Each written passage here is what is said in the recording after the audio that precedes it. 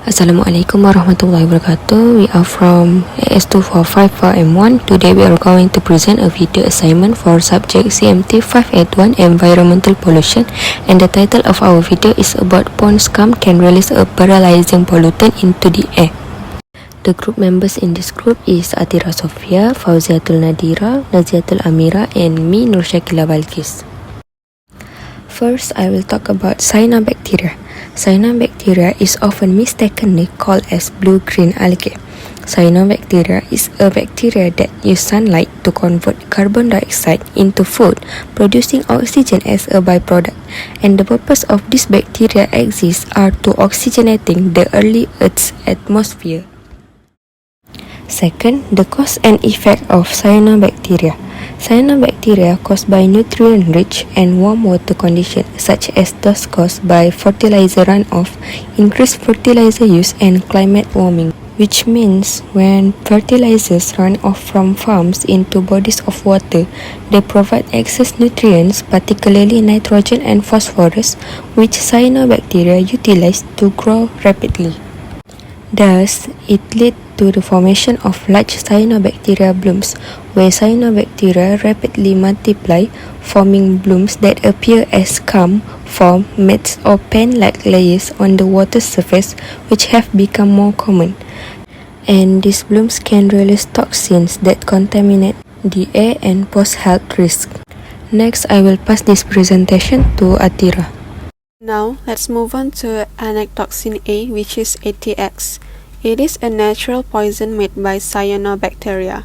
According to December 2020 report by government scientists, they found out that there are different aquatic microbes that can release toxins, and 421 toxic blooms over a 3-year period that ended in 2018.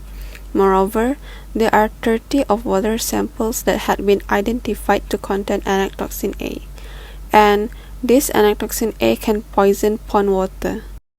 ATX is deadly enough that it is often called as a very fast death factor. Humans can be exposed to ATX by walking through tainted water, and this can cause human poisonings, sleepy or numb. Their muscles might twitch. It also could make it hard for them to breathe, as it paralyzes the respiratory system, stopping the brains from communicating with muscles. Chemists are even exploring its mode of action as a promising medicine for Alzheimer's disease, whereas for animals can exposed to ATX by swallowing water tainted by blooms, and this can cause animals to die and animal poisonings. Hello, I'm Naziatun. I'll be explaining about the capturing poison. So basically, James to the left is the part of the team that has studied ponds on the Chuka Island for several years. His group has found several harmful blooms which show up on the few ponds every summer and also yearly fall. And they also figured out that the pond scum is responsible to release toxins that mine into the air. And they used an experimental example because they were wondering if anectoxin A, ATX, is able to do this. So, how does this happen?